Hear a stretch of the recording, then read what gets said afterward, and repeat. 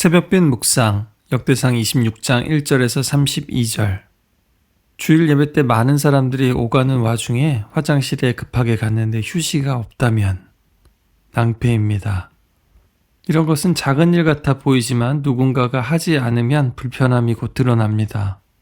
관리나 정리, 사무나 행정은 쉽지는 않지만 눈에 잘 띄지도 않습니다. 아무리 잘해도 티는 안 나지만 못하면 바로 욕먹기가 쉬운 자리죠. 하지만 그럼에도 가정이나 사회에서나 교회에서도 없어서는 안 될 중요한 역할입니다. 오늘날 교회 사역에도 다양한 역할이 필요합니다. 설교자와 교사뿐만 아니라 청소하고 관리하고 안내하고 음향과 재정과 음식과 또 커피를 타서 돌리는 일까지 모든 사역이 몸된 교회가 제대로 기능하고 또 예배 공동체가 불편함 없이 하나님 만날 수 있도록 하는 은밀하고 소중한 일들입니다. 역대상 26장은 두 단락으로 나뉘어 있습니다. 19절까지는 문지기들에 대한 말씀이고요. 20절 이하에는 레위인들의 또 다른 직무에 대한 이야기입니다. 먼저 문지기들은 단순한 관리가 아닙니다. 히타이트 문헌에 따르면 신전을 지키는 사람들은 경계 근무 중에 자기 집에서 자는 것도 사형에 해당할 정도로 엄중한 일이었습니다. 하나님이 거하시는 성전, 그 거룩한 공간을 지키는 일은 목숨을 걸 만큼 중요한 책임이었습니다. 26장은 이름과 직무, 문 방향, 창고와 보물창고까지 조목조목 나열합니다. 언뜻 보면 행정 문서처럼 보이지만 사실은 누가 하나님의 집을 어떻게 지킬 것인가에 대해서 주의를 기울이는 겁니다.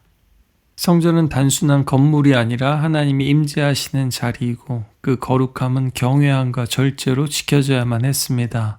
그래서 레위인 중에서 문지기가 세워진 것이죠. 이들 가문은 고앗 자손 중에 무셀레미아와 오벳에돔 그리고 무라리 자손 중에 호사로 구성됩니다. 가장 주목받는 가문은 오벳에돔입니다.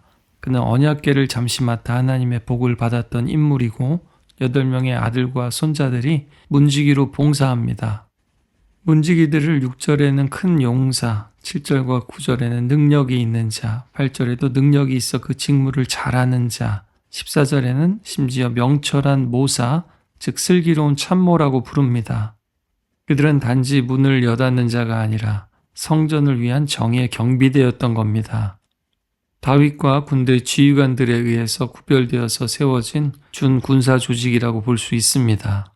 또한 문 방향과 가문들이 예전의 기물들과 상징적으로 연결되고 있습니다.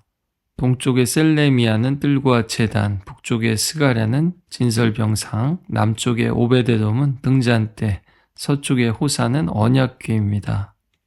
특별히 동쪽 문은 성전의 주요 입구와 마주하기 때문에 특별히 더 많은 보호가 배정이 되었습니다. 또 이 전체의 흐름은 동쪽 제단에서 시작해서 서쪽의 보좌로 성소에서 지성소로 향하는 예배와 같은 흐름을 보여줍니다. 문지기들은 에덴 동산을 지키는 네 그룹 그 천사들처럼 하나님의 집을 수호하는 사람들이었습니다. 또 케룹과 같이 하나님의 성전을 지키는 자들일 뿐만 아니라 하나님의 영광을 드러내는 하나님의 얼굴들이었습니다. 교회도 마찬가지입니다. 새 가족이 오면 하나님이 보이지 않겠죠. 그런 분들은 바로 교회에서 직분자들 또 섬기는 봉사하는 분들을 통해서 우리 그리스도 예수의 얼굴을 본다는 것을 잊지 말았으면 좋겠습니다. 또 12절에는 그들이 그의 형제들과 같이 여호와의 성전을 섬겼다고 합니다. 크든지 작든지 늙든지 젊든지 어떤 역할이든지 모두 하나님께 드려진 사명이었습니다. 바울이 말했듯이 모든 성령의 은사는 공동체의 유익을 위한 것이고요. 몸의 모든 지체가 필요하고 또 각 사람을 몸에 두신 것이고 또 약해 보이는 지체들이 때로는 도리어 요긴하다고 했습니다. 그들은 찬양이나 제사를 집전하지는 않았지만 여호와의 성전을 섬기는 일에 있어서 그들과 하나의 유기적인 몸을 이루었습니다. 무엇보다 우리의 봉사가 사람을 향한 것이 아니라 하나님을 향한 것이라는 것을 잊지 않았으면 좋겠고요. 우리 교회 안에서도 서로의 역할에 대해서 존중하고 또 감사하고 또 서로 세워줬으면 좋겠습니다. 성전 안에는 두 종류의 창고가 있었습니다. 예배와 제사에 사용되는 귀중품과 성물로 된 거룩한 것이라고 하는 다윗과 지도자들이 전리품으로 바친 특별한 헌물이었습니다. 다윗, 사무엘, 사울, 아브넬, 요압이 전쟁에서 얻은 전리품으로 하나님께 바쳐졌고 이 귀한 성물들을 보관하고 관리하는 것이 레위인들에게 맡겨졌습니다. 엄청난 양의 금과 은, 귀금속, 보석들이 성전에 보관되었고요. 이것을 보호하려면 신뢰와 함께 어떤 군사적인 능력이 필요했습니다.